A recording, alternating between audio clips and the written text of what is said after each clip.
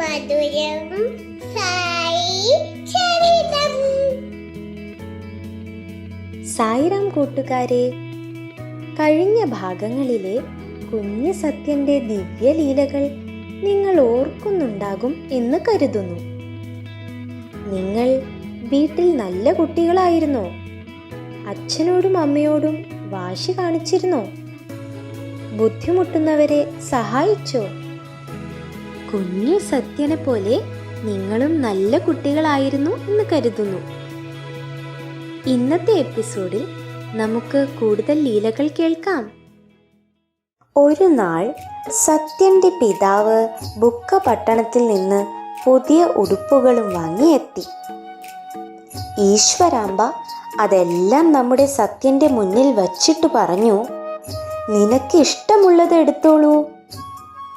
സത്യൻ അമ്മയോട് പറഞ്ഞു, എനിക്ക് എങ്ങനെ ഇതിൽ നിന്ന് ഒന്ന് തിരഞ്ഞെടുക്കാനാവും? ശരിയല്ലേ കൂട്ടുകാരെ?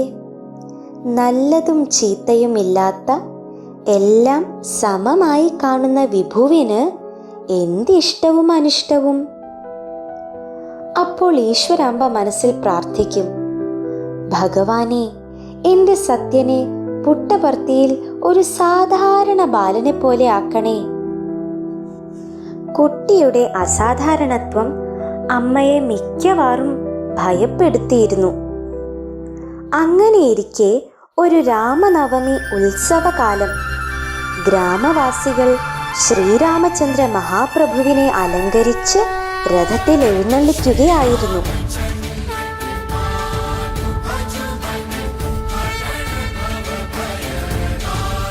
ഗ്രാമീണർ തങ്ങളുടെ തെരുവിലൂടെ വരുന്ന രഥത്തെ അത്യാഹ്ലാദത്തോടെയും ഭക്തിയോടെയും സ്വീകരിച്ചു. ഈശ്വരാമ്പയും കുടുംബവും ഭഗവാനെ സ്വീകരിക്കാൻ ഒരുങ്ങി. പക്ഷേ നമ്മുടെ സത്യനെ അവിടെ എങ്ങും കാണാനില്ല. വീട്ടുകാർ എല്ലായിടത്തും തിരഞ്ഞു. കുഞ്ഞിനെ കാണാനില്ല. എല്ലാവർക്കും പരിഭ്രമമായി. അപ്പോഴേക്കും ശ്രീരാമചന്ദ്ര രഥം വീടിനരികിലേക്ക് എത്താറായിരുന്നു. അസ്വസ്ഥമായ മനസ്സോടെ വീട്ടുകാർ രഥത്തെ സ്വീകരിക്കാൻ ചെന്നു. അപ്പോൾ അവർ കണ്ട കാഴ്ച എന്താണെന്നോ? അതാ രഥത്തിൽ ശ്രീരാമചന്ദ്ര മഹാപ്രഭുവിൻ്റെ വലിയ ചിത്രത്തിനു സമീപം നമ്മുടെ കൊച്ചു സത്യൻ വിശ്വം മയക്കുന്ന പുഞ്ചിരിയുമായി ഇരിക്കുന്നു. വീട്ടുകാർക്ക് സന്തോഷവും സങ്കടവും ഒരുമിച്ചു വന്നു. അവർ രഥത്തിനൊപ്പമുള്ള കുട്ടികളോട് ഗൗരവത്തോടെ ചോദിച്ചു, എന്തിനാ സത്യനെ ഭഗവാനൊപ്പം ഇരുത്തിയത്? നിങ്ങൾക്കൊപ്പം സത്യനെ നടത്താത്തത് എന്തേ? കുട്ടികൾ ഒന്നടങ്കം പറഞ്ഞു, സത്യനെ നടത്താനോ? സത്യൻ ഞങ്ങളുടെ ഗുരുവാണ്. നോക്കൂ, ചെറുപ്രായത്തിലെ കൂട്ടുകാർ സത്യനെ ഗുരു എന്ന് വിളിച്ചു. ഗ്രാമീണരോ ബ്രഹ്മജ്ഞാനി എന്നും. അവരുടെ എല്ലാം എന്തു പ്രശ്നത്തിനും കൊച്ചു സത്യന്റെ വാക്കുകൾ ഉത്തമ പരിഹാരമായി തീർന്നു. അങ്ങനെ സത്യൻ അവരുടെ ഗുരുവായി. ഈശ്വരാമ്പയോ ഗുരുമാതാവും. അങ്ങനെ കുഞ്ഞു സത്യൻ വളർന്നു. വിദ്യാലയത്തിൽ ചേർക്കേണ്ട കാലമായി. സത്യനെ പുട്ടപർത്തിയിലെ പ്രാഥമിക വിദ്യാലയത്തിൽ ചേർത്തു. കുട്ടികളിൽ അനുസരണശീലം വളർത്തുന്നതിനായി ചൂരൽ കഷായ പ്രയോഗം സ്കൂളിൽ പ്രധാനമായിരുന്നു. ആദ്യം സ്കൂളിലെത്തി ഗുരുനാഥനെ വന്ദിക്കുന്നവർക്ക് അടി കൊള്ളാതെ രക്ഷപ്പെടാം. ഏറ്റവും ആദ്യം എത്തുന്നതാണ് സമയം. അല്ലാതെ അതിന് കൃത്യസമയമില്ല. വൈകി വരുന്നത് ഏതു കുട്ടിയാണെങ്കിലും എന്തു കാരണമായാലും അടി കിട്ടും. എത്ര വൈകുന്നോ അതനുസരിച്ച് അടിയുടെ എണ്ണവും കൂടും. സ്കൂളിലെ ചിട്ട ഇങ്ങനെയായിരുന്നു. അതിനാൽ പുലരും മുമ്പേ കുട്ടികൾ വിദ്യാലയത്തിലെത്തും. അതിരാവിലെ വിദ്യാലയത്തിലെത്തി തണുത്തു വിറച്ച് താടി കൂട്ടി അടിക്കുന്ന സഹപാഠികളെ കണ്ട് കൊച്ചു സത്യന് വേദനയായി. സത്യൻ എന്ത് ചെയ്തെന്നോ? അവരുടെയെല്ലാം തണുപ്പകറ്റാനായി തൻ്റെ വീട്ടിലെ പുതപ്പും മുണ്ടും ഷാളും എല്ലാം കൊണ്ടുവന്ന് കുട്ടികൾക്കെല്ലാം വിതരണം ചെയ്തു. അതോടുകൂടി വീട്ടുകാർക്ക് പുതിയ പ്രശ്നമായി. ഇത്രയും കാലം ഭക്ഷണം മാത്രം പൂട്ടിവെച്ചാൽ മതിയായിരുന്നു. ഇനി വസ്ത്രവും കൊച്ചു സത്യൻ എത്താത്തിടത്ത് വയ്ക്കേണ്ടിയിരിക്കുന്നു. എത്ര മനോഹരമായാണ് നമ്മുടെ ഭഗവാൻ സഹജീവികളെ സേവിക്കുന്നതും സ്നേഹിക്കുന്നതും. നോക്കൂ കൂട്ടുകാരെ, നിസ്വാർത്ഥതയും സേവന മനോഭാവവും കൊച്ചു പ്രായത്തിൽ തന്നെ സത്യൻ ലോകത്തെ പഠിപ്പിച്ചു. നമുക്കെല്ലാവർക്കും ഇത് നിത്യജീവിതത്തിൽ പകർത്താം. അങ്ങനെ കൊച്ചു സത്യൻ്റെ പ്രൈമറി സ്കൂൾ പഠനം കഴിഞ്ഞു.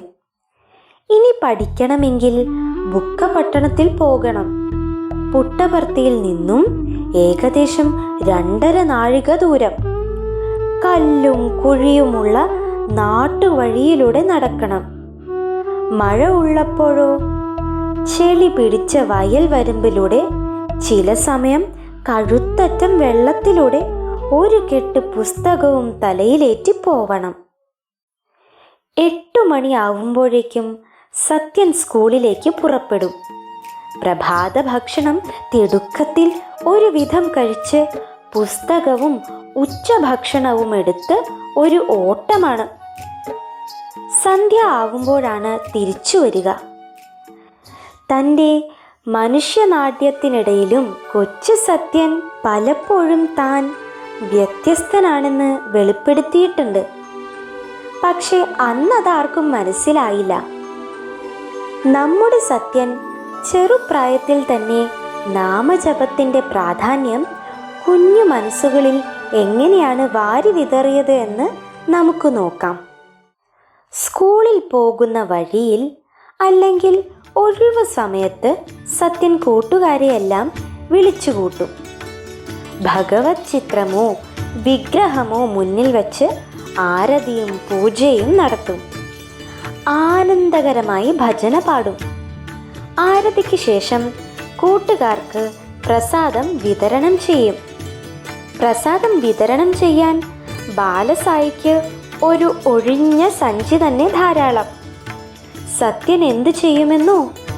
ഒഴിഞ്ഞ സഞ്ചിയിൽ കൈയിട്ടുകൊണ്ട് ചുറ്റിനും കൂടി നിൽക്കുന്ന സഖാക്കളോട് ചോദിക്കും, എന്തു പ്രസാദമാണ് നിങ്ങൾക്ക് വേണ്ടത്?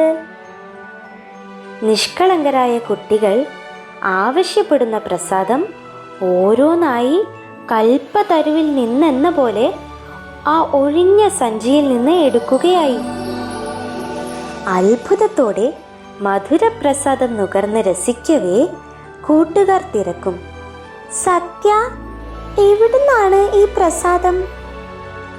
മന്ദഹാസമായിരിക്കും സത്യൻ്റെ ഉത്തരം. കുട്ടികൾ നിർബന്ധിച്ചു ചോദിക്കും, പറയൂ സത്യ, എവിടുന്നാ പ്രസാദം?